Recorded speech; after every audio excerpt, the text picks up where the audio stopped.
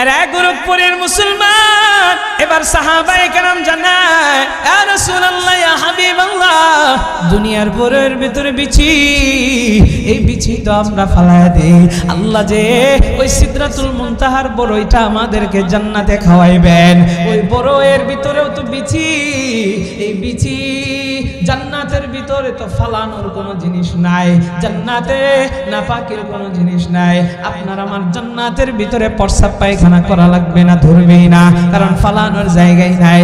জান্নাতে কোনো জিনিস আপনি ফালায়া দিবেন আপনার মনেই যাবে না, কোনো আবর্জনা বানাইবেন না, না না, তাইলে জান্নাতের ভিতরে আল্লাহ বড়ই খাওয়াইবেন। সাহাবীরা বলে, ইয়া রাসূলুল্লাহ, তাইলে বিচিটা আমরা কি করব? নবী আমার কয়, ওই বড়ের ভিতরে বিচি থাকবে না, ওই বড়ের ভিতরে অন্য কিছু থাকবে। জোরে কোন সুবহানাল্লাহ। বলে, ইয়া রাসূলুল্লাহ, ইয়া হাবিবাল্লাহ, কি থাকবে? আপনারাও কি জানতে চান নাকি চান? চান? তাহলে বড়ইটা ডান পাশে রাখলাম।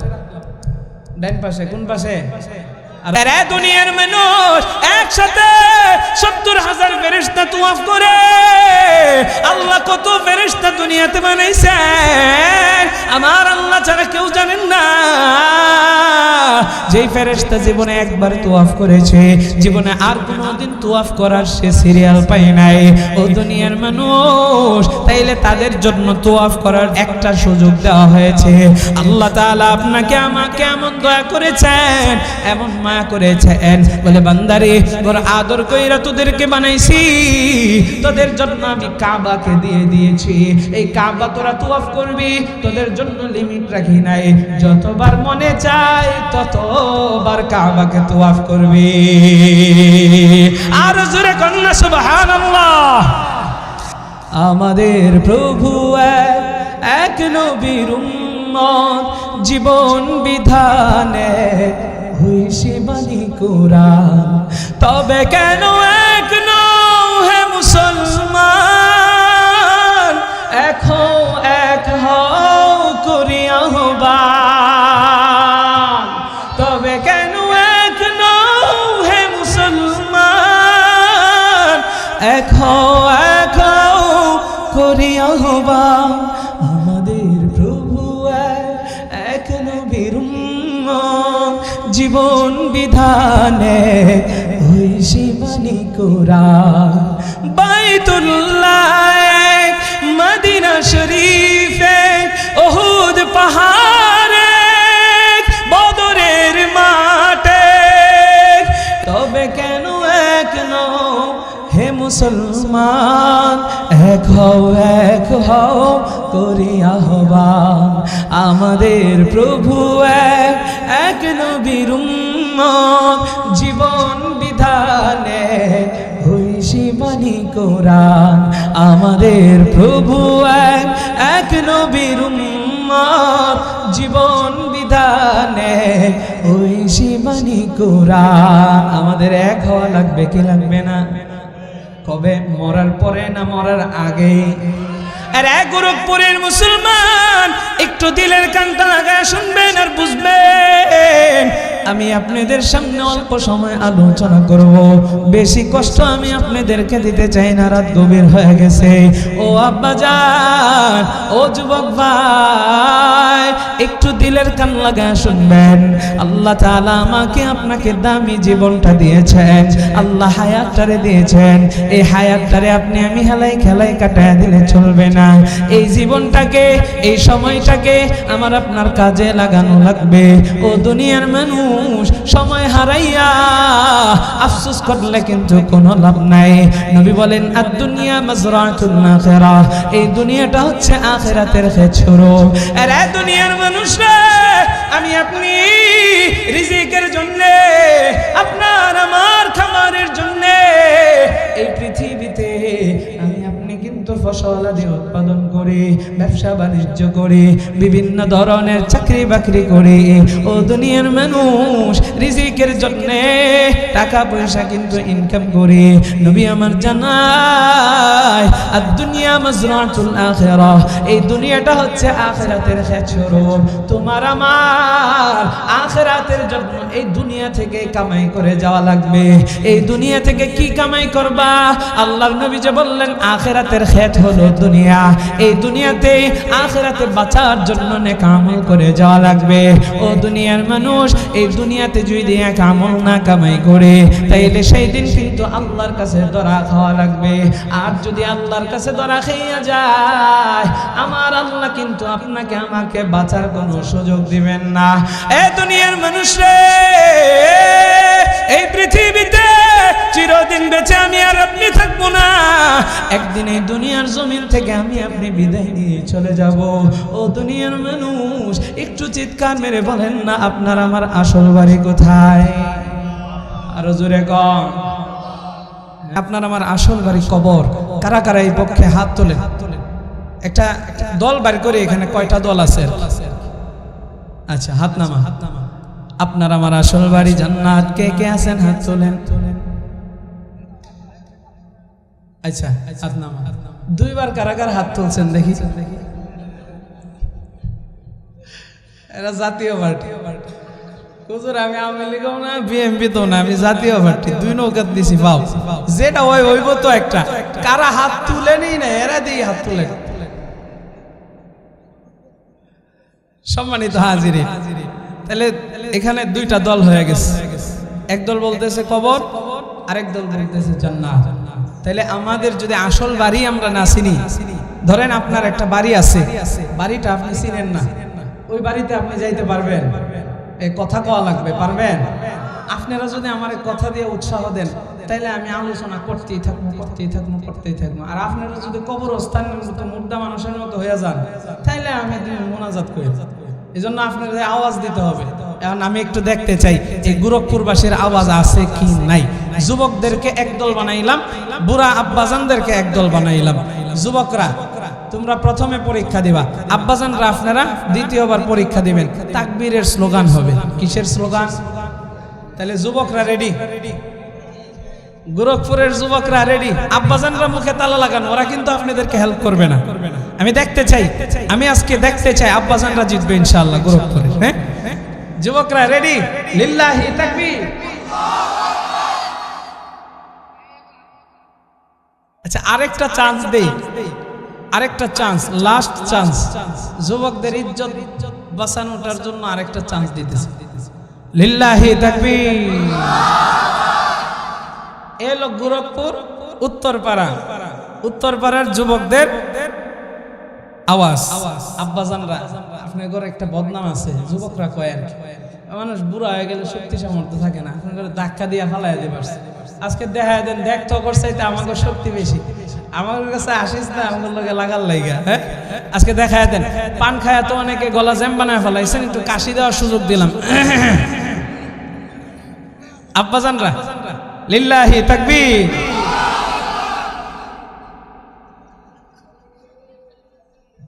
মাইরা লাইছে রে ইজ্জত। আমি বলতে চাই না কারা পাস করছে আর কারা ফেল করছে, আমরা সবাই আল্লাহরে খুশি কইরা দিব।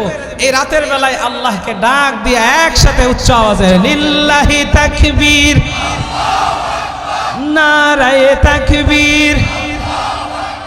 আল্লাহ আমাদের এই স্লোগানকে কবুল করুক। জোরে কোন আমিন। তার মানে আপনাদের আওয়াজ আছে, আমি বুঝতে পারলাম। এই আওয়াজটা লাস্ট পর্যন্ত দেওয়া যাবে তো ইনশাআল্লাহ? মাঝে মাঝে সুবহানাল্লাহ কইবেন, আলহামদুলিল্লাহ কইবেন, আল্লাহু আকবার কইবেন। যদি ঠিক বেঠিকের কথা আসে সাক্ষ্য দিবেন ঠিক বইলা, বেঠিক আসলে বেঠিক কয়ে বলবেন যে না আপনার কথাটা বেঠিক। আওয়াজ দিবেন তো ইনশাআল্লাহ? তাহলে দল আমরা দুইটার ভিতরে ছিলাম, এক দল কয় জান্নাত আর এক দল কয় কবর। এখন আমাদের আসল বাড়ি চিন্তা হবে।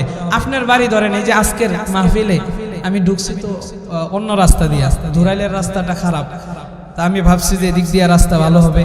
তো যাই হোক, আমি মাওলানা আনিস সাহেবের কাছ থেকে জেনে নিয়েছিলাম যে হজরত আমার বয়ানটা কয়টা হবে। তো হুজুর 11টা থেকে 11:30টাই হবে।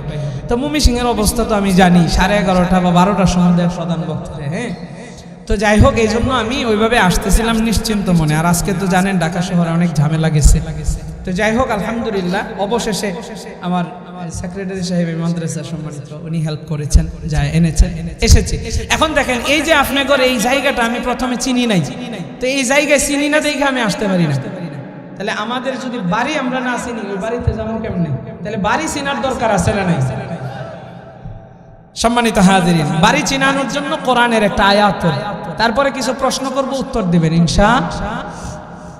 আল্লাহ কোরআনে বলেন, ওয়াতিলকাল জান্নাতুল্লাতী উরিসতুমুহা বিমা কুনতুম তা'মালুন। আরে গোরখপুরের মুসলমান, গভীর মনোযোগ, একটু দিলের কানটা লাগায় শুনবেন। ও আমার পর্দার অন্তরালের মা, ও আমার বোনের, আরে আমি শুধু বাবা ভাইদের জন্য বয়ান করছি না, প্রত্যেকটা মানুষের জন্য আমি বয়ান করতেছি। আপনারাও একটু মনোযোগ দিয়ে শুনবেন। এরা দুনিয়ার মানুষরা, আমি আপনি যদি আমার আসল বাড়িকে আপনি আমি না চিনি, তাইলে কিন্তু ওই বাড়িতে আপনি আমি যাইতে পারবো না বাবা। এই জন্য আসল বাড়ি চেনার দরকার। আসল বাড়ি চেনার জন্য কোরআনের আয়াত পড়লাম। ও দুনিয়ার মানুষ, এবার একটু আপনাদেরকে আমি প্রশ্ন করতে চাই, বলেন তো দেখি, আপনার আমার আদি পিতার নাম কি?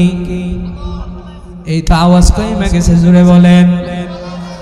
এরা দুনিয়ার মানুষ রে, আদম নবী আপনার আমার বাবা, আম্মা জান হাওয়া আপনার আমার মা, তাদের ঘর থেকে কিন্তু পর্যায়ক্রমে এই পৃথিবীতে মানুষের আগমন ঘটেছে রে মুসলমান। ও দুনিয়ার মানুষ, এবার আমি আপনাদেরকে একটু বলতে চাই, আদম নবীকে আল্লাহ বানাইয়া সর্বপ্রথম জান্নাতের ভিতরে রাখলেন। আদম নবীকে বললেন, রে আদম, এই জান্নাত হচ্ছে তোমার বাড়ি, এই জান্নাতের যেখানে যাইতে মনে চাই তুমি যাইবা, যা খাইতে মনে চাই তুমি খাইবা, কিন্তু ওয়ালা তাকরাবা হাযিহিশ শাজারা।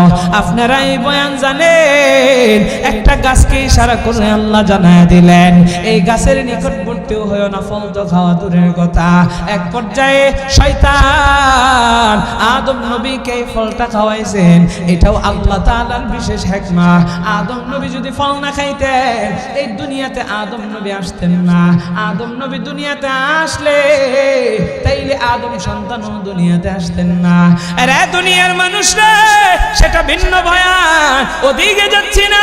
আমি যে বিষয়টা বুঝাইতে চাই, আদম নবীকে আল্লাহ ঘোষণা করে দিলেন, তোমার বাড়ি হচ্ছে জান্নাত। ও দুনিয়ার মানুষ, ওই আদম এবং আম্মা জান হাওয়া থেকে আমি আপনি দুনিয়াতে আসছি। এবার একটু প্রশ্ন করব আপনাদেরকে, বলেন তো দেখি, দুনিয়াতেও আমাদের একজন জন্মদাতা পিতা আছে না নাই? তালে তালে জবাব দিতে হবে, আছে না নাই? এ গোরখপুরের মুসলমান, আপনার আমার একজন জন্মদাতা মা আছে, জন্মদাত্রী মা আছে। বাবা এবং মায়ের ঘর থেকে আমরা এসেছি। ও দুনিয়ার মানুষ, ওই মা বাবার যে সম্পদগুলো থাকে, এই সম্পদের ওয়ারিশ সূত্রে সন্তান হয় মালিক। আমি আপনি আমার আপনার মা বাবার ওয়ারিশ সূত্রে সম্পদের বাড়ির মালিক হই, গাড়ির মালিক হই, জমি জামার মালিক হই। ও দুনিয়ার মানুষ রে, তাইলে সন্তান হিসাবে ওয়ারিশ সূত্রে মালিক হই বাড়ি গাড়ির। ও দুনিয়ার মানুষ, গভীর মনোযোগ দেবেন, এদিক সেদিক তাকাইবেন না, আমার দিকে প্রত্যেকেই নজর দেন। আমি আপনি আদম নবীর সন্তান, আদম আম্মা জান হাওয়া আমাদের আদি বাবা এবং আদি মাতা, তাদের সন্তান হিসাবে আমরাও তো তাদের সম্পদের ওয়ারিশ সূত্রে মালিক হব। আদম নবীকে আল্লাহ তাআলা জান্নাত বাড়ি হিসাবে দিয়েছেন। এবার একটু জবাব দিবেন, আদম নবীর বাড়ির নাম কি? তালে তালে তো হইল না, জোরে কর। আদম নবীর বাড়ি হচ্ছে জান্নাত, আর আমরা হইলাম আদম সন্তান। আমার আল্লাহ বলেন, ওয়াতিলকাল জান্নাতুল্লাতী উরিসতুমুহা বিমা কুনতুম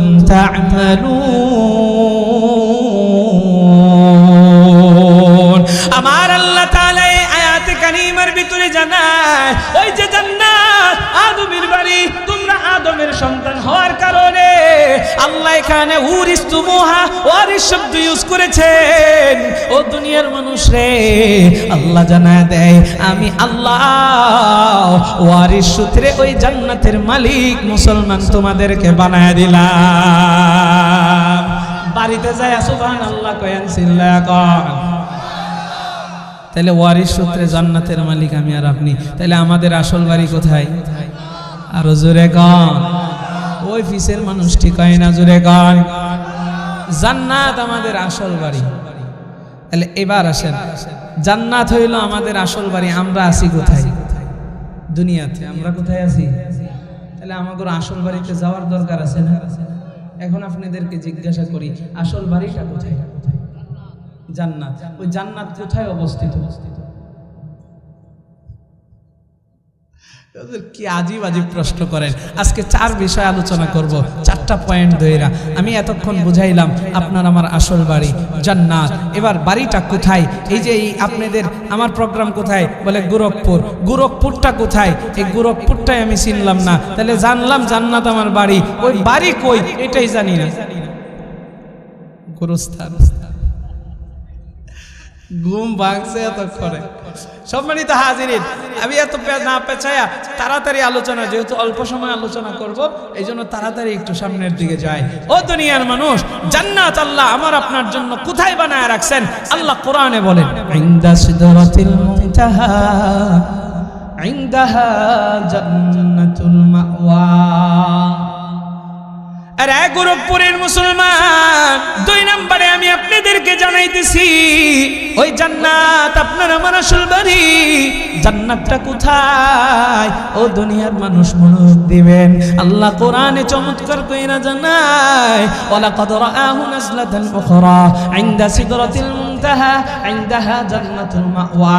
আল্লাহ জানায় দেয়, আমি ওই জান্নাতটাকে সিদরাতুল মুনতাহার নিকটে বানায় রাখছি। ধরে কোন সুবহানাল্লাহ। এবার আমি আপনাদেরকে প্রশ্ন করতে যাই, অনেকেই জানেন সিদরাতুল মুনতাহা কোথায়? জানে না।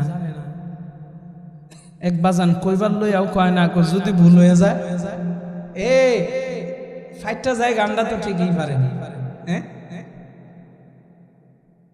কত খেলোয়াড়ের নাম জানেন, কত নায়ক নায়িকার নাম জানেন, গায়ক গায়িকার নাম জানেন, মাগার ইসলামের কিছু কিছু বিষয় যেগুলো নিয়ে সর্বদাই উলামায়ে কেরাম বয়ান করেন, আপনারা শুনেন, শুনতে শুনতে পানি ভাত হয়ে গেছে, কোথায় এটাই জানেন না। আজীব অবস্থা। আরে দুনিয়ার মানুষ, সংক্ষেপে আমি একটু জানাই দেই, আর বললেন না।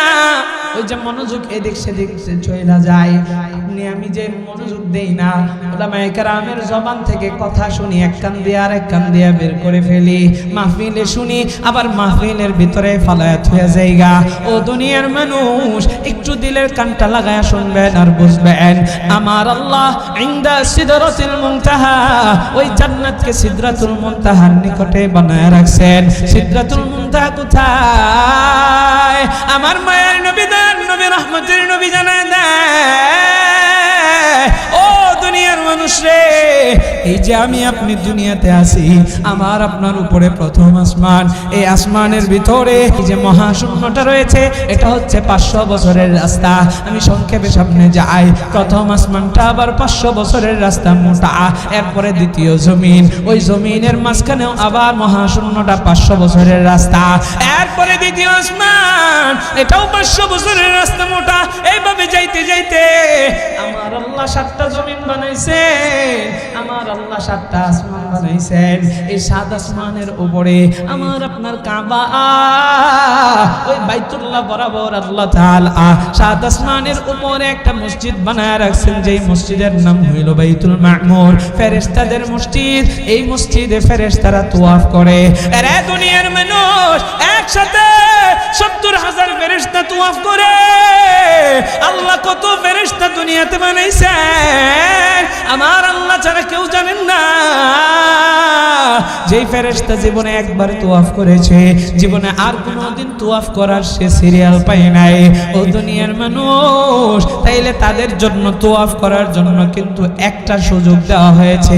আল্লাহ তাআলা আপনাকে আমাকে এমন দয়া করেছেন, এমন মায়া করেছেন, বলে বান্দারে তোর আদর কইরা তোদেরকে বানাইছি, তোদের জন্য আমি কাবাকে দিয়ে দিয়েছি। এই কাবা তোরা তাওয়াফ করবি, তোদের জন্য লিমিট রাখি নাই, যতবার মনে চায় ততবার কাবাকে তাওয়াফ করবি। আর জোরে কন্যা সুবহানাল্লাহ। এ মুসলমান, ওই বাইতুল মামুর ফেরেশতাদের মসজিদ মায়ার নবী দেখে এসেছেন সবে মেরাজের রাত্রিতে। এই বাইতুল মামুর বরাবর উপরে হচ্ছে সিদরাতুল মুনতাহা, এটা একটা বড়ই গাছ। এই বড়ই গাছটাই হচ্ছে হযরত জিবরাইলের বাড়ি।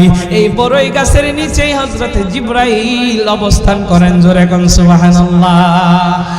আরে দুনিয়ার মানুষরা, এই সিদরাতুল মুনতাহার নিকটে বড়ই গাছের নিকটে আমার আল্লাহ জান্নাতটা বানায় রাখছে। আপনার আমার বাড়ি।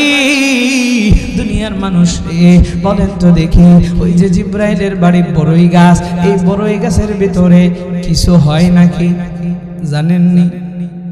আমাদের দেশেও বড়ই গাছ আছে না নাই? জোরে কন, আরো জোরে। বড়ই কি হয়? বড়ই গাছে কি হয়? নাকি কাঁঠাল হয়? বড়ই গাছে বড়ই হয়। ওই বড়ই আমি আপনি কিন্তু খাই। এই বড়ইয়ের ভিতরে কি হয়? কথা কয় না, সবার কইতে হবে কি হয়। বিসি কইতে কি লতিক লাগে নাকি? আচ্ছা, গুড়া হয়। ময়মনসিংহ ভাষায় কি? গুড়া।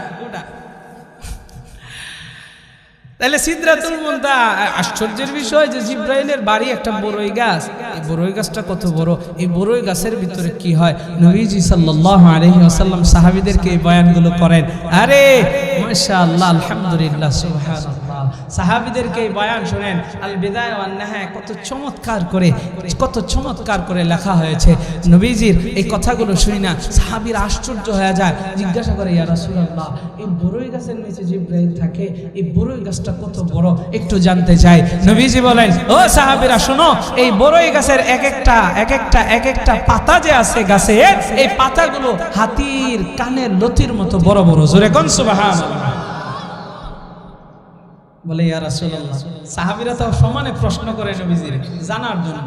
আল্লাহই প্রশ্ন করায় যাতে সাহাবীরা প্রশ্ন কইরা নবী থেকে উত্তর পায়, এই উত্তরগুলো উম্মত জানতে পারে।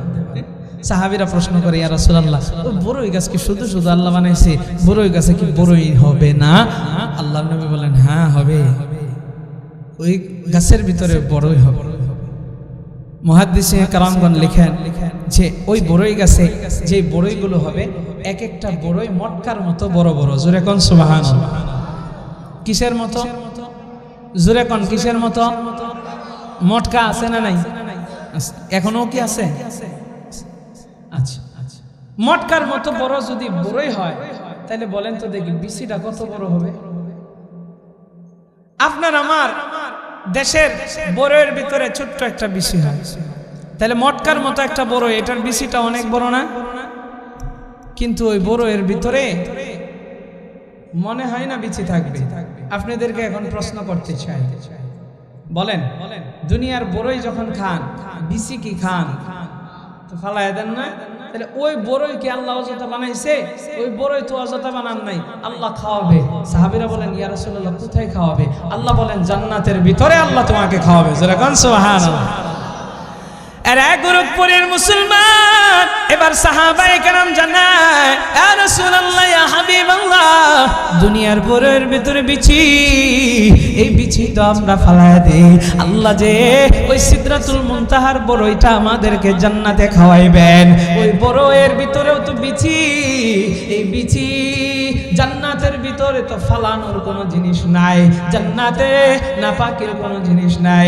আপনার আমার জান্নাতের ভিতরে প্রস্রাব পায়খানা করা লাগবে না, ধরবেই না, কারণ ফালানোর জায়গায় নাই। জান্নাতে কোনো জিনিস আপনি ফালায়া দিবেন, আপনার মনেই যাবে না, কোনো আবর্জনা বানাইবেন না, না না। তাইলে জান্নাতের ভিতরে আল্লাহ বড়ই খাওয়াইবেন, ওই বিচিটা কোথায় ফালাবো? ওই বিচিটা কোথায় ফালাবো? প্রশ্নটা বুঝবেন। সাহাবীরা বলে, ইয়া রাসূলুল্লাহ, তাইলে বিচিটা আমরা কি করব? নবী আমার কয়, ওই বড়ইয়ের ভিতরে বিচি থাকবে না, ওই বড়ইয়ের ভিতরে অন্য কিছু থাকবে। জোরে কোন সুবহানাল্লাহ। বলে, ইয়া রাসূলুল্লাহ, ইয়া হাবিবাল্লাহ, কি থাকবে? আপনারাও কি জানতে চান নাকি? চান? তাহলে বড়ইটা ডান পাশে রাখলাম। ডান পাশে? কোন পাশে? আরো জোরে কোন। লাস্টে মনে থাকলে বলবো ইনশাআল্লাহ। এরা দুনিয়ার মানুষ, তাই তাইলে সিদরাতুল মুনতাহার কথা বলছিলাম, সিদরাতুল মুনতাহার বড়ইটা জান্নাতের ভিতরে আল্লাহ খাওয়াইবেন। ও দুনিয়ার মানুষ, প্রশ্ন এবার কিন্তু দুইটা পাইলাম। বড়ইটাকে রাখলাম যেটা অপশনাল বয়ান, এই জন্য বড়ইটাকে ডাইন সাইডে রাখলাম। শেষে মনে থাকলে আপনারা বললে বলে দিব। ও দুনিয়ার মানুষ, তাইলে 1 নাম্বার প্রশ্ন, আপনার আমার আসল বাড়ি, উত্তর হলো জান্নাত। এবার প্রশ্ন, জান্নাতটা কোথায়? বলবেন উপরে। জোরে বলেন না, জান্নাতটা কোথায়? প্রশ্ন জানলাম দুইটা, আসল বাড়িও জানলাম, আসল বাড়ির অবস্থানটা কোথায় এটাও জানলাম। উপরে। দুনিয়ার মানুষ রে, এই জান্নাত আল্লাহ কাদেরকে দেবেন? আল্লাহ তাআলা সেই সম্পর্ক জানায় দেয়, বলে উইদ্দাত লিল মুত্তাকিন, আমি আল্লাহ মুত্তাকিনদেরকে এই জান্নাতের মালিকানা দিব। জোরে কোন সুবহানাল্লাহ। আরে দুনিয়ার মানুষ রে, মনের ভিতরে প্রশ্ন থাকতে পারে, হুজুর এই জান্নাত তো আমার বাড়ি, ওয়ারিশ সূত্রে পেয়েছি, তাইলে অনেক মানুষ ওই জান্নাতটা পাবে না, অনেকের জাহান্নামে যাওয়া লাগবে, যেটা হচ্ছে জেলখানা। ও দুনিয়ার মানুষ, দুনিয়াতে আপনার বাড়ি আছে, আবার থানা আছে। কেউ বাড়িতে থাকে, কেউ আবার থানায় থাকে। কেন থানায় যায়? বলে অপরাধের কারণে, অপরাধ করলে থানায় যাওয়া লাগে। ঠিক তেমনি ভাবে জাহান্নামে যাবে অপরাধের কারণে। ও দুনিয়ার মানুষ, একটু দিলের কান লাগায় শুনবেন, তাইলে দেখেন অনেক মানুষ চিরস্থায়ী জাহান্নামী হবে। যারা বেঈমান, যারা কাফের, যারা মুশরিক, এরা হচ্ছে চিরস্থায়ী জাহান্নামী। কিন্তু এরাও আদম সন্তান নাকি সন্তান না? প্রশ্ন বুঝে উত্তর, আদম সন্তান তারাও, তাইলে তারা চিরস্থায়ী জাহান্নামে কেন যাবে? এই কেনর প্রশ্নের উত্তর আমি আপনাদেরকে দিব লাস্টে। এটা রাখলাম বাম সাইডে। কোন সাইডে?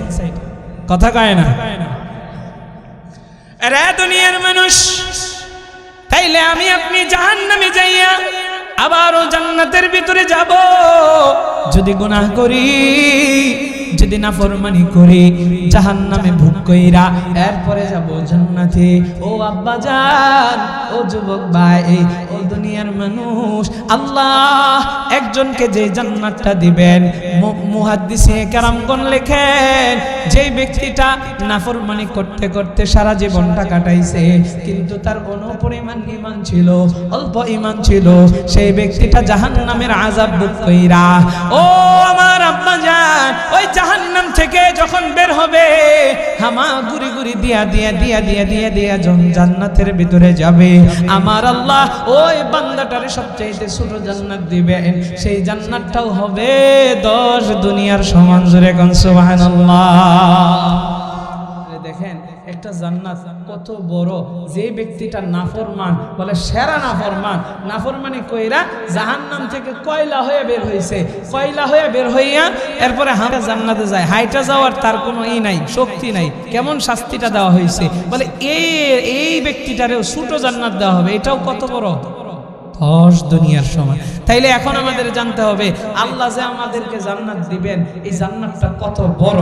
আরে আপনারে যদি একজন বলে, ভাই তোমাকে একটা বাড়ি গিফট করলাম, এখন আপনার মনে কুসকুসানি ভাব, হাই হাই রে, বাড়িটা না জানি কেমন, বাড়িটা না জানি কত বড়, আমাকে যে বাড়িটা দিল, এই বাড়িটা কত বড়, এটা আপনার আমার মনের ভিতরে সবসময় আফসোস জানার জন্য থাকে নাকি থাকে না? তাহলে জান্নাত আপনাকে আমাকে আল্লাহ দিবে, তাহলে আমার আপনার বাড়িটা কত বড়, এটা আমার আপনার জানার দরকার আছে না নাই?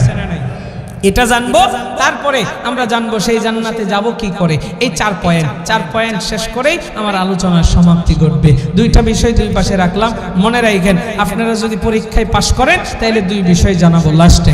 এর গোরখপুরের মুসলমান গভীর মনোযোগ, আপনার আমার আসল বাড়ি জান্নাত। ওই জান্নাত কোথায়? বলে উপরে।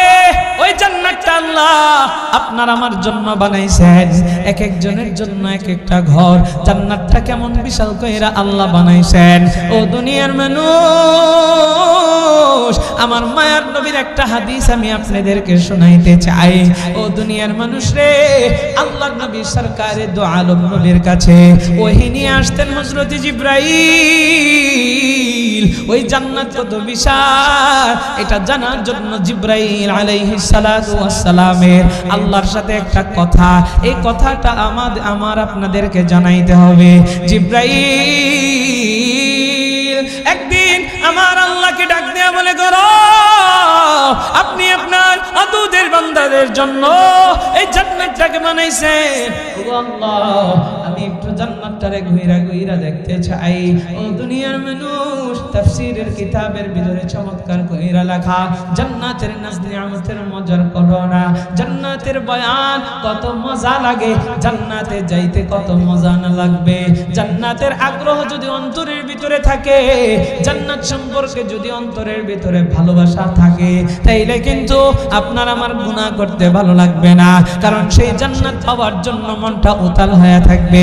জিবরাইল আল্লাহকে ডাক দেয়া বলে করো আমি একটু তোমার জান্নাতটারে দেখতে চাই। তুমি আমাকে একটু অনুমতি দাও। ও দুনিয়ার মানুষ জিবরাইল আল্লাহর কাছে কি কথাটা বলেছেন? আল্লাহ বলেন, আল্লাহর কাছে বলেন ও আল্লাহ তোমার আদরের বান্দাদের জন্য জান্নাত বানাইছো, তাইলে বলেন ফেরেশতাদের জন্য আল্লাহ জান্নাত বানান নাই নাকি? জিবরাইল তাহলে এই কথা কইলো কেন যে ফেরেশতাদের জন্য আল্লাহ আপনার বান্দাদের জন্য বানাইছেন, আমি একটু গুইরা দেখার অনুমতি চাই, তাহলে কি ফেরেশতাদের জন্য বানায় নাই? মানে আল্লাহই জানে। এবার ঠিক আছে উত্তরটা আল্লাহই জানে। আরে দুনিয়ার মানুষ জিবরাইল আল্লাহর কাছে এইভাবে বললেন, জিবরাইল উনি একজন ফেরেশতা, ফেরেশতাদের জন্য কি জান্নাত বানান নাই? যদি আপনারা বলেন যে না, তাহলে ফেরেশতারা জান্নাত যাবে না যাবে না? যাবে। ফেরেশতারা জান্নাতে যাবে, তাদের জন্য জান্নাত বানান নাই। আবার যদি বলেন জান্নাত ফেরেশতাদের জন্য বানাইছে, তাইলে আমার প্রশ্ন হলো তাইলে আল্লাহর কাছে সে এইভাবে বলল কেন যে আল্লাহ তোমার আদরের বান্দাদের জন্য বানাইছো, আমি একটু গুইরা দেখবার অনুমতি চাই, তুমি কি অনুমতি দিবা? আরে দুনিয়ার মানুষ আল্লাহ জান্নাতটারে মানুষ এবং ইনসানের জন্য বানাইছেন, মানুষ এবং জিন জাতির জন্য বানাইছেন।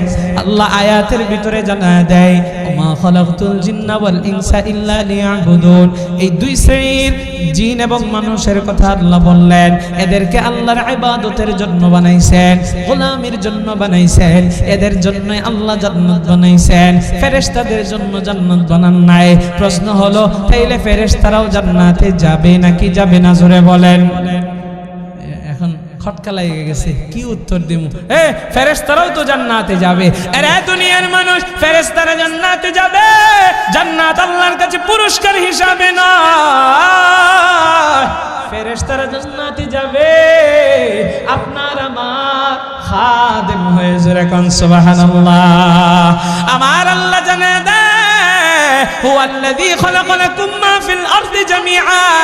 আমার আল্লাহ আপনাকে আমাকে সৃষ্টি করেছেন আল্লাহর গোলামির জন্য, জিন জাতিদেরকে আল্লাহর গোলামির জন্য সৃষ্টি করেছেন। আগে আয়াত বলেছি, এই আয়াতে আল্লাহ জানায় দেয় তামাম পৃথিবীতে আমি আল্লাহ যা কিছু বানাইছি সব কিছুকে বান্দা তোদের খেদমতের জন্য বানায় দিছি।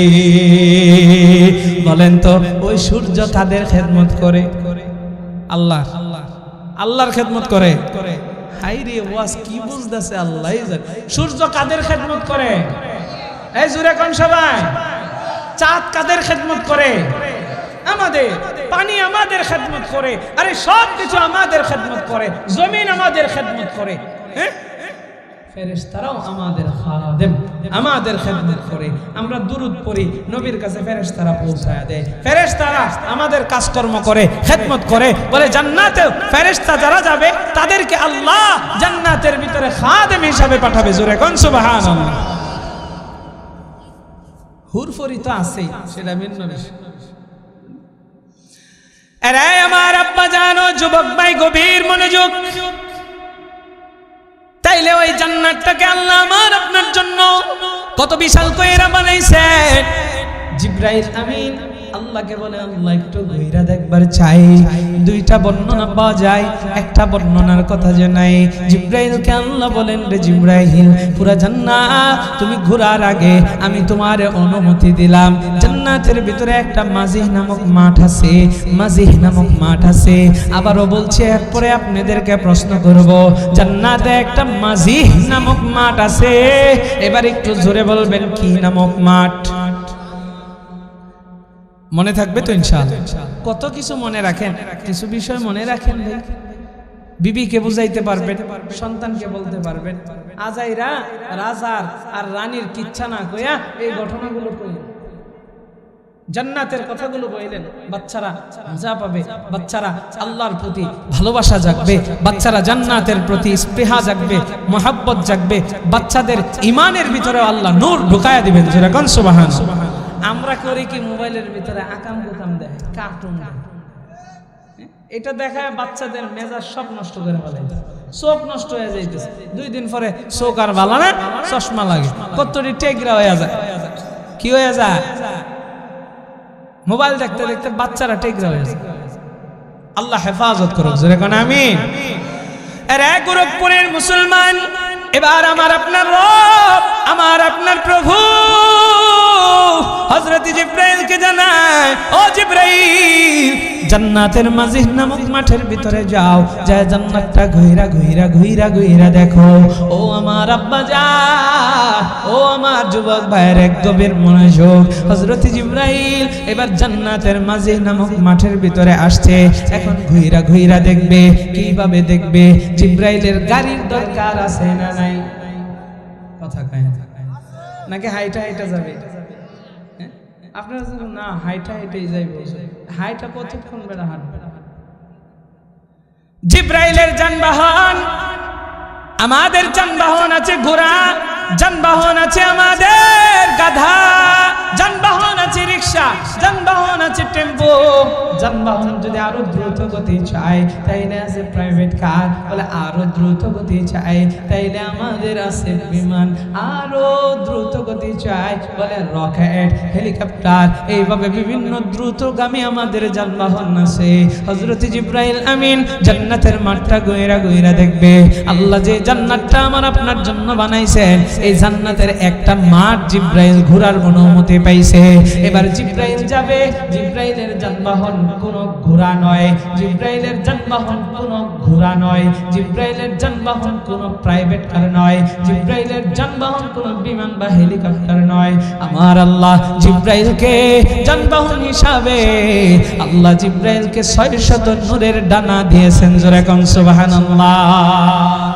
600 নূরের ডানা, আরো জোরে, জোর হলো না। তালে তালে এ গোরখপুরের মুসলমান, জিবরাইল আমিনকে আল্লাহ 600 নূরের পাখা দিয়েছে। মুফাসসিরে কেরামগণ লিখেন, একটা ডানার কেমন পাওয়ার, বলে একটা ডানা যদি এইভাবে ওঠায় আর নিচের দিকে যদি একটা বাড়ি মারে, তাইলে জিবরাইল আমিন 1000 বছরের রাস্তা সামনের দিকে অতিবাহিত হয়।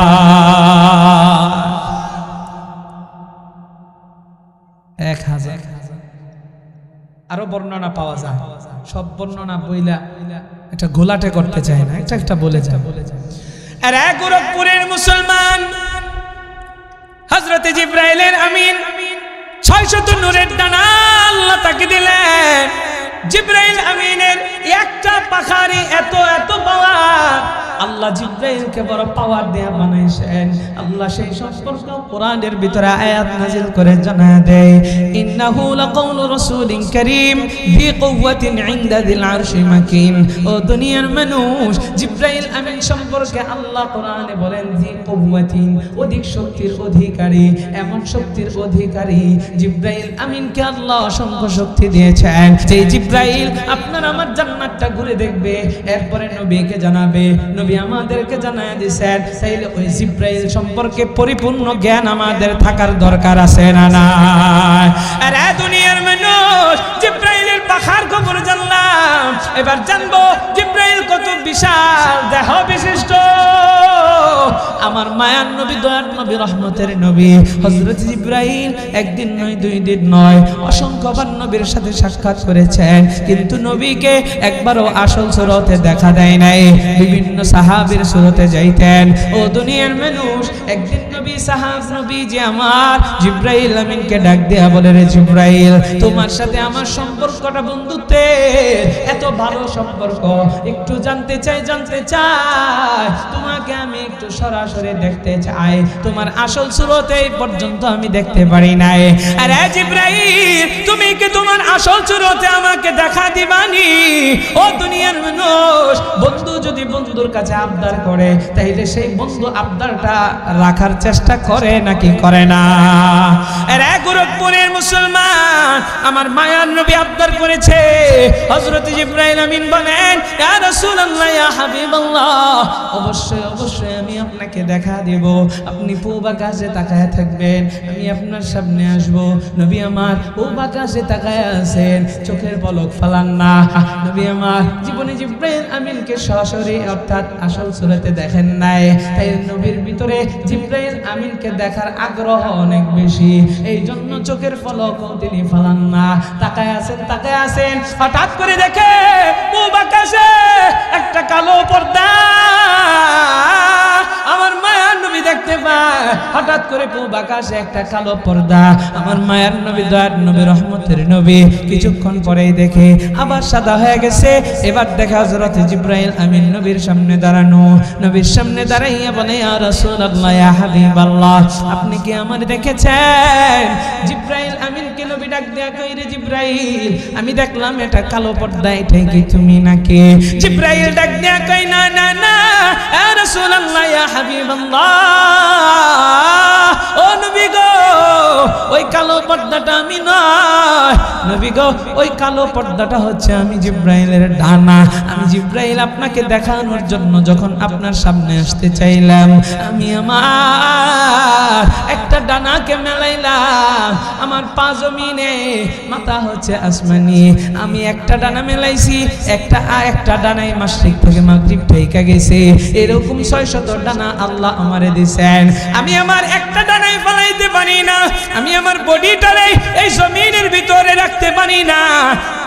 মাথা হচ্ছে উপরে আর পা হচ্ছে নিচে।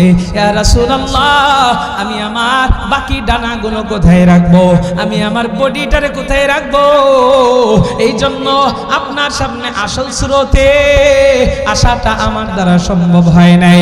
এই দুনিয়াতে আমি জিবরাইলের একটা ডানা রাখবো, এটার জায়গায় এখানে না। আল্লাহু আকবার। हकीकत से तू दुनिया बेखबर है, दुनिया की नुमाइश पर नजर है। ओ दुनियार মানুষ, তাইলে জিবরাইল অনেক ছোট নাকি বড়?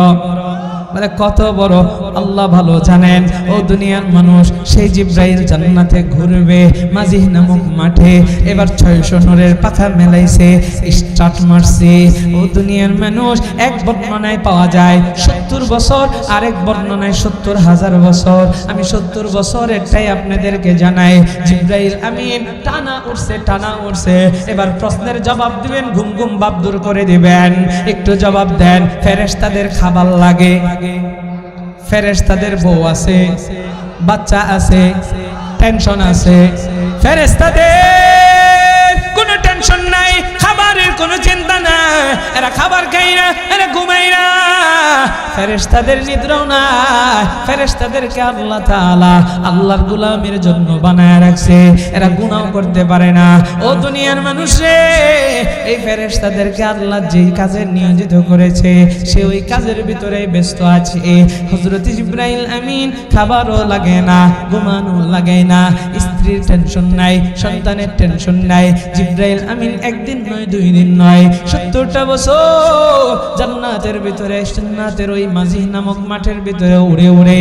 ও দুনিয়ার মানুষ, একটা খুঁটির কাছাকাছি যাইয়া হযরত জিবরাইল আমিন দাঁড়াইছে, আর আল্লাহকে ডাক দিয়া বলে, গো রব, আমি জান্নাতের কতটুক জায়গায় এসেছি। আল্লাহ বলেন, রে জিবরাইল, টানা একটা দিন নয়, 2 দিন নয়, 70টা বছর তুই উড়লি, 600 নূরের পাখা দিয়া উড়লি। আমার জান্নাতে এরকম অসংখ্য পিলার আছে, একটা পিলার এই পর্যন্ত তুই ক্রস করতে পারস না। আর জোরে কন্যা আল্লাহু আকবার। আল্লাহ আল্লাহ क्या मुबारक नाम है, अल्लाह अल्लाह मोमिनों का काम है।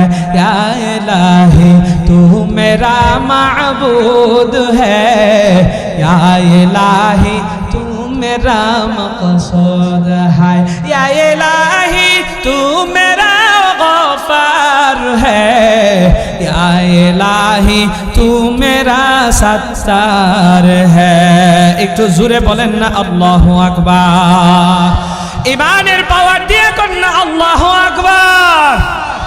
এ দুনিয়ার মানুষ রে, তাইলে আল্লাহ আপনারে আমারে যে জান্নাতটা দিবেন, এই জান্নাতটা বড় নাকি ছোট? আর জোরে কর। ওই জান্নাতে যাইতে মনে চাই কি চাই না? কাদের কাদের চাই? দুইটা হাত তুলে আপনারে দেখা দেন। লিল্লাহি তাকবীর, লিল্লাহি তাকবীর।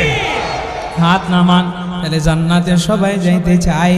এবার বলেন আমাদের আসল বাড়ি কোথায়? সবাই ইস্তেগফার করেন, দোয়া করে দেন। তাহলে আওয়াজ আসতে দিছেন কেন? বলেন আসল বাড়ি কোথায়? ওই জান্নাত কোথায়? আসমান। ওই জান্নাত কোথায়? আর জোরে। জান্নাত ছোট না বড়? আমাদের বাড়ি ছোট নাকি বড়? কত বড় আল্লাহই ভালো জানেন। আল্লাহু ওয়া রাসূলুহু আ'লাম। সাহাবীদের জবাব, ও দুনিয়ার মানুষ, তাইলে আপনারা বলেছেন আমাদের বাড়ি হচ্ছে উপরে, আমরা আছি কোথায়? কথা কয় না? আরো জোরে। আপনারা কি রাগ টাগ করেন? কষ্ট পাইতেছেন? ঘুম ধরছে?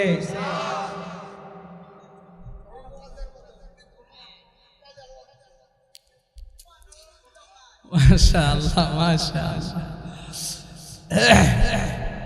তাহলে জান্নাত উপরে, আমরা আছি কোথায়? নিচে। সম্মানিত হাজির, আমরা নিচে যে আছি, বলে কিসের নিচে? আসমানের নিচে। তাহলে আসমানের নিচে আছি। কত আসমান? বলে আমাদের উপরে 7টা আসমান। প্রথম জমিনে আছি। আদম নবীকে জান্নাত থেকে আল্লাহ যে ফলাইছেন, জমিনে ফলাইছেন। তাইলে জান্নাত হলো উপরে, আর আমরা আছি নিচে। বলেন তো দেখি, এই নিচে যে আছি এটাকে বলা হয় কুয়া। একটা কুয়া, গর্ত জায়গা।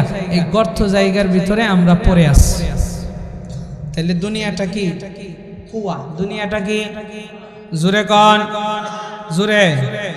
কুয়া। এখন জান্নাত উপরে, আমার বাড়ি উপরে, আমি হইলাম গর্তের ভিতরে পইরা আছি। তাহলে এই কুয়া থেকে আমাদের উঠার দরকার আছে না নাই? কুয়া থেকে উঠতে গেলে কিছু জিনিস লাগে না? আগের কালে তো এখানে কুয়া ছিল, হ্যাঁ, এখনো আছে। এখন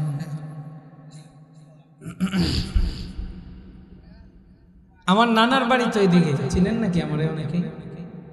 আমার নানার বাড়ি চাঁদশ্রী। চাঁদশ্রীর মোহাম্মদ আলী, উনি হচ্ছেন আমার জানা ধুরাইল। হ্যাঁ। তো আমার নানার বাড়ির পাশে আমি ছোটবেলায়, আমরা তো ঢাকাতে টঙ্গী চেরাগালিতে আমার বাড়ি। তো যখন নানার বাড়িতে বেড়াতে আসতাম, এখন আসা হয় না যেহেতু নানি মারা গেছে। প্রোগ্রামে আসলে একটু সাক্ষাৎ করে যাই, নানার চেহারাটা দেখে যাই, কিছু হাদিয়া দিয়ে যাই। এই যুবকরা, বাবা মাকে টাকা পয়সা দিবা, নানা আছে, নানি আছে, দাদা আছে, দাদি আছে, টাকা পয়সা দিবা। ওনারা তোমাদেরকে দোয়া দিবে, যেই দোয়া তুমি অন্য জায়গায় পাইবা। এটা যুবকদের কাছে বলে দিই। বাবা মা যারা আছে দুনিয়াতে, তার জান্নাতটা আছে। আল জান্নাতু তাহতা আকদামিল উম্মাহাত। মা বাবার পায়ের নিচে সন্তানের বেহেশত। এখন আপনি বেহেশত পাইবেন কেমনে? মা যে জায়গায় দাঁড়ায় আছে ওই জায়গায় মাটি খুইরা বেহেশত খুঁজবেন। মা বাবার খেদমতের মাধ্যমে আপনার বেহেশত আল্লাহর কাছ থেকে ছিনায় নিতে হবে। মা বাবা আপনার আছে তো জান্নাতটা দুনিয়াতে এখনো কামাই করার সুযোগ আছে। মা যার নাই, বাবা যার নাই, জান্নাতটা দুনিয়াতে কামাই করার সুযোগটা তার হারায়া গেছে। এজন্য যুবকরা, মা বাবারে মূল্যায়ন করিস। যে ব্যক্তিটা ইতিম, তারে জিজ্ঞাসা কেমন লাগে। নবীজি ইতিম ছিলেন, বাবা ছিলেন না, বাবাকে খুঁজতেন। নবীজির মাও একটা সময় মারা গেল, নবীজি জনমের মতো ইতিম হয়ে গেল। ইতিমের দুঃখ কষ্ট আমার নবী কি সেটা বুঝতেন। যারা অরিজিনালি ইতিম, মা বাবা চলে গেছে, এরা জানে যন্ত্রণাটা কত কঠিন। বাবার মতো বট বৃক্ষ কেউ নাই রে, মায়ের মতো জনম দুঃখিনী একটা মানুষ কেউ নাই। তোমার খবর স্ত্রী না নিলেও মা নিঃস্বার্থভাবে নিত। আহা, তাহলে মা বাবার খেদমত করবেন তো ইনশাআল্লাহ। যারা মা বাবার সাথে বেয়াদবি করছেন, মা বাবার নামে বেশি বেশি করে দান সদকা করবেন। মা বাবার কাছে কবরের কাছে যাইয়া জিয়ারত করবেন, মা বাবার কবরের পাশে দাঁড়ায় মাফ চাইবেন। বাবা, ও মা, তোমার সাথে বেয়াদবি করছিলাম, তোমার জন্য আজকে দান করতেছি, দোয়া করতেছি। শুনতে পান? সম্মানিত হাজিরিন, এই যে দেখেন মাদ্রাসাগুলো হয়, এই মাদ্রাসার মাহফিলগুলো হয়, মাদ্রাসায় কোরআন পড়ানো হয়, দিন পড়ানো হয়। আপনাদের কাছ থেকে চায়া চায়া চায়া চায়া কিন্তু মাদ্রাসাগুলো কালেকশন করে, যে কষ্টটা করে আপনারা দিতে চান না। আসলে আমি একটা কথা মাঝে মাঝে বলি কি জানেন, যে মা বাবা সম্পদ আপনি ভোগ করতেছেন, মা বাবা কষ্ট করে গোটা জীবনটা শেষ করে দিয়ে আপনার জন্য সম্পদ রেখে গেল, নিয়ে যাইতে পারলো না কবরে। সেই মা বাবার নামে হুজুরা বলে যে একটু দান করেন, দিতে চান না। আরে আপনিও তো একদিন মরবেন, আপনার সম্পদও তো আপনার সন্তানের জন্য রেখে যাচ্ছেন। আপনার সন্তান আপনার সম্পদ খাবে, আপনার জন্য 1 টাকাও দান করবে না, আপনি যেরকম করতেছেন। অথচ কবরে যাইয়া তাকায়া থাকবেন, আরে আমার সন্তানটা আমার জন্য একটু দান করে কিনা, আমার জন্য একটু পাঠায় কিনা। এই জন্য মা বাবার নামে মাদ্রাসা হোক, মসজিদ হোক, যে কোনো জায়গায় দান সদকা করবেন তো ইনশাআল্লাহ। তাহলে বলতেছিলাম কোনটা, ওই যে আমরা আছি এখন কুয়ায়, কুয়া থেকে আমাদের ওঠার দরকার। ওই কুয়া থেকে ওইটা আমরা জান্নাতে যাব। বলে কেমনে? কুয়া থেকে ওঠার জন্য কয়েকটা সূরত আছে, বলে 4টা সূরত। কয়টা সূরত? 4টা জিনিসের প্রয়োজন। কুয়া থেকে ওঠার জন্য কয়টা জিনিসের প্রয়োজন? 4টা। 1 নাম্বার, কুয়ার ভিতরে রশ্মি ফালাতে হবে, রশ্মি। 2 নাম্বার, রশিটা মজবুত হতে হবে। 3 নাম্বার, রশির ভিতরে শক্ত করে ধরতে হবে। 4 নাম্বার, রশিটা ধইরা টান দিতে হবে। তাইলে কুয়া থেকে উঠার আমরা 4টা পদ্ধতি পাইলাম, বা 4টা জিনিস পাইলাম, বা 4টা জিনিসের প্রয়োজন পাইলাম। সম্মানিত হাজিরিন, তাহলে আমরা দুনিয়া নামক কুয়ার ভিতরে আছি, আমাদের রশ্মি ফালানো আছে। বলে আল্লাহ তাআলার 3টা কাজ, আর বান্দার হইল 1 কাজ। এবার বলবেন আল্লাহর কাজ কয়টা? জোরে কয় না? ওই যে মাঝখানে ঘুমাইতেছে, জোরে কন আল্লাহর কাজ কয়টা? আর বান্দার কাজ কয়টা? 1টা। তাহলে আল্লাহর কাজ হলো রশি ফালানো, রশি মজবুত করা, এরপরে টান দেওয়া। বান্দার কাজ হলো রশিটারে শক্ত করে ধরা। আরে দুনিয়ার মানুষ দেখেন, আল্লাহ রশি ফালায় রাখছেন, সেই রশির নাম হচ্ছে কোরআন। জোরে কন না সুবহানাল্লাহ।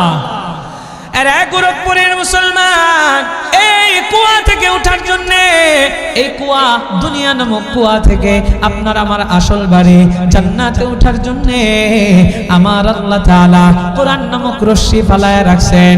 দুনিয়ার মানুষ এবার একটু জবাব দিবেন। 2 নম্বরে বলেছিলাম এই রশ্মিটাকে মজবুত করা। এই রশ্মি আল্লাহ তাআলার 1 কাজ, সেই কাজের ভিতরে রশ্মি ফালাইছে। 2 নম্বর আল্লাহর কাজ রশ্মিকে মজবুত করা। কোরআন নামক রশ্মিকে আল্লাহ তাআলা মজবুত করছে নাকি করে নাই? আর জোরে গান। এরা দুনিয়ার মানুষ রে, এবার বান্দার কাজ হলো কোরআন রশ্মি নামক কোরআন নামক রশ্মিটাকে ধরা, এরপরে আল্লাহর কাজ হলো টান দেওয়া। তাইলে বান্দা, এবার তুমি আমি যে রশ্মিটারে ধরবো, এই রশ্মিকে শক্ত করে ধরার জন্য একটু বলবেন জবাব দিয়া, আমাদের রশ্মিকে শক্ত করে ধরার জন্য আঙ্গুলের প্রয়োজন কয়টা? জোরে কন। 5 আঙ্গুল দিয়ে শক্ত করে ধরবেন। আঙ্গুল যদি একটা না থাকে তাইলে শক্ত কি কমে যাইব নাকি বাড়বো? আরেকটা যদি না থাকে 3টা দিয়ে কেরা বাইরে ধরবেন। আরেকটা যদি না থাকে তাহলে আরো দুর্বল হয়ে যাবে। তাহলে রশ্মি মজবুত করে ধরতে গেলে আঙ্গুল লাগবে কয়টা? আরো জোরে বলেন কয়টা? এ গোরখপুরের মুসলমান, এই 5টা আঙ্গুলের পরিচয় দিয়ে আলোচনা শেষ করব। আপনি আমি আল্লাহ তাআলা কোরআন নামক রশ্মি ফালাইছেন, মজবুত করেছেন। আল্লাহ টান দেওয়ার জন্য অপেক্ষা করতেছেন। বান্দার কাজ হলো শক্ত কইরা ধরা। শক্ত কইরা ধরতে গেলে 5টা আঙ্গুল লাগবে। ও দুনিয়ার মানুষ, একটা আঙ্গুল যদি দুর্বল হয় তাইলে কিন্তু আপনার আমার রশ্মি ধরা মজবুত হবে না। তাইলে রশ্মি ধরার জন্য আপনার আমার এক রশ্মি দরকার। আল্লাহ একটা রশ্মি ফালাইছেন, 2 রশ্মি চলবে না, 3 রশ্মি চলবে না, 4 রশ্মি চলবে না, 5 রশ্মিতে ধরলে চলবে না। ও দুনিয়ার মানুষ, 7 রশ্মিতেও ধরলে চলবে না, 8 রশ্মিতেও ধরলে চলবে না। রশ্মি ধরতে হবে কয়টা জোরে বলে? 8 রশ্মিতে ধরে কি ধরে না? ধরলে চলবে না, রশ্মি একটা। এবার আপনি আমি রশ্মির ভিতরে ধরবো 5 আঙ্গুল। এই 5 আঙ্গুলের পরিচয়: 1 নম্বরে আকায়েদ, 2 নম্বরে ইবাদত, 3 নম্বরে মুআমালাত, 4 নম্বরে মুআশারাত, 5 নম্বরে আখলাক।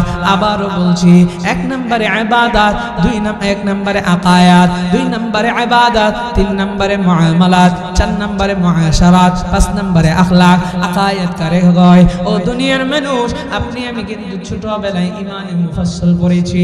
আমানতু বিল্লাহি ওয়া মালাইকাতিহি ওয়া কুতুবিহি ওয়া রুসুলিহি ওয়াল ইয়াউমিল আখির ওয়াল কদরি খাইরিহি ওয়া শাররিহি মিনাল্লাহি তাআলা ওয়াল বা'সি বা'দাল মাউত। আমি আপনি ঈমান আনলাম, বলে কিসের উপরে? আল্লাহর উপরে ঈমান আনলাম। ওয়া মালাইকাতিহি, আল্লাহ তাআলার ফেরেশতাদের উপরে ঈমান আনলাম। ওয়া কুতুবিহি, আসমানি যত কিতাব রয়েছে সেগুলোর উপরে ঈমান আনলাম। ওয়া রুসুলিহি, নবী এবং রাসূলদের প্রতি ঈমান আনলাম। ও দুনিয়ার মানুষ, ওয়াল কদরি খাইরিহি ওয়া শাররিহি মিনাল্লাহি তাআলা ওয়াল বা'সি বা'দাল মাউত। তাকদীরের ভালো মন্দের উপরে যা কিছু আসে আল্লাহর পক্ষ থেকে আসে, এটার উপরে ঈমান আনলাম। আপনার আমার মরারে আবার কিন্তু আপনার আমার আল্লাহর সামনে ওঠা লাগবে, এটার উপরে ঈমান রাখলাম। ও দুনিয়ার মানুষে, এইগুলো হচ্ছে আকায়েদ। আপনার আমার ঈমান মজবুত রাখার জন্য এই আকায়েদগুলোর উপরে আপনার আমার বিশ্বাস রাখা লাগবে। একটা যদিও বিশ্বাস করেন, অনেক মানুষ আছে তাকদীরকে বিশ্বাস করে না, ভালো মন্দ এটাকে বিশ্বাস করতে চাই না। দুনিয়ার মানুষ, যদি একটা দুর্বল হয় তাইলে আপনার আমার এক আঙ্গুল দুর্বল হয়ে যাবে। এই জন্য আপনার আমার আকায়েদ, আকীদা মজবুত রাখার দরকার আছে না নাই? আমরা সব কিছু সইতে পারবো, আকীদা এই বিষয়গুলো একটু সাফ রাখবো, চাইলে কিন্তু আঙ্গুলটা দুর্বল হয়ে যাবে। দুর্বল হইলে রশি মজবুত করে ধরতে পারবেন না। সংক্ষেপ করে করে সামনের দিকে যাচ্ছি। 2 নাম্বার ইবাদত। ইবাদত করা লাগবে। ইবাদতের ভিতরে কি আছে? ও দুনিয়ার মানুষ, নামাজ আল্লাহ ফরজ করেছেন, নামাজ ছাড়া যাবে না, 5 ওয়াক্ত নামাজ পড়া লাগবে। ও দুনিয়ার মানুষ, সামনে আসতেছে রোজা, রোজা রাখা লাগবে। আল্লাহ হজ্জে বাইতুল্লাহ যাদের উপরে ফরজ করেছেন, হজ করা লাগবে। এরকম বিভিন্ন ইবাদত আল্লাহ আমাদের মাঝে দিয়ে রেখেছেন, নবী জানায় রাখছেন। এই ইবাদতগুলো পাকাপোক্ত করা লাগবে। যার ইবাদত মজবুত হবে, ওই বান্দার দ্বিতীয় আঙ্গুলটা মজবুত হয়ে যাবে। জোরে কোন সুবহানাল্লাহ। আরে দুনিয়ার মানুষ রে, তাইলে আমরা বেশি বেশি ইবাদত করব। আমাদের ভিতরে নামাজ ছাইরা দেয় অসংখ্য মানুষ রয়েছে। রোজার মাস আসলে রোজা রাখলে কষ্ট লাগে, রোজা রাখা যাবে না। দুনিয়ার মানুষ রে, আপনার কিন্তু একটা আঙ্গুল দুর্বল হয়ে যাবে, জান্নাতে উঠতে পারবেন না, রশিদ ধরতে পারবেন না। রশিদ যদি ধরেও আল্লাহ টান দেবেন, আপনি পয়রা যাইবেন। দুনিয়ার মানুষ, একটু দিলের কানটা লাগায় শুনবেন আর বুঝবেন। 3 নাম্বার মুআমালাত, আপনার আমার লেনদেন। দুনিয়ার মানুষ রে, এই সমাজে অসংখ্য মানুষ আছে যার লেনদেন ঠিক নাই। আছে না নাই? আরো জোরে কম। একজন আরেকজনের কাছে ধার নিছে টাকা, ভাই দে, কালকে দিয়ে দিমুনি। আরে ওই কালকে আর আসে না। যে ব্যক্তি ধার দিছে, এ চিন্তা করে, হাই রে, আমি তারে ধার দিয়া বড় ভুল করলাম, তোর লেনদেন ভালো না, তোর আঙ্গুল কিন্তু 3 নাম্বারটা নষ্ট হয়ে যাবে। দুনিয়ার মানুষ, এই জন্য আজকাল মানুষ ধারও দিতে চায়, অথচ ধার দেওয়া কিন্তু একটা সবের কাজ। ধার যে দেয়, এই ব্যক্তির স্যান্ডেল এক জোড়া নিজ দিয়ে ক্ষয় হয়ে যায়, ধারের টাকা তুলতে যায়। একবার চিন্তা করে, হাই রে, আমি যারে ধার দিছি মনে হয় হেই আমার কাছে টাকা পায়। বুঝেন নাই? তার কাছে চাইতে চাইতে আপনার কাছে এক সময় মনে হয় যে আমি তার কাছে চাইতেছি, আমি বড় অভাবে আছি ভাই। এই জন্য বর্তমানে কেউ ধার দিতে চায় না, লেনদেন বাকি খাই দোকান থেকে, বেচারা হাল খাতা দেয় 20-30 হাজার টাকার 50 হাজার টাকার মিষ্টি খাওয়ায় আপনারে, তাও আপনি টাকা দেন না। এত খারাপ লেনদেন হয়েছে। এই জন্য মানুষ মানুষের উপর থেকে বিশ্বাস চলে গেছে, বিশ্বাস চলে গেছে। আরে দুনিয়ার মানুষ, তাইলে আপনার আমার লেনদেন ভালো হওয়া লাগবে। 3 নাম্বার বললাম, এবার 4 নাম্বার মুআশারা। আপনার আমার ব্যবহার ভালো লাগবে। ব্যবহার অনেকের ভালো না, এমন খারাপ ব্যবহার করি যখন দেখা যায় একটা মানুষ আর একটা মানুষের উপরে বিরক্তি চলে আসে। 5 নাম্বার আখলাক, আপনার আমার চরিত্র ভালো হওয়া লাগবে। দুনিয়ার মানুষরে এই 5টা কাজ যাদের মজবুত হবে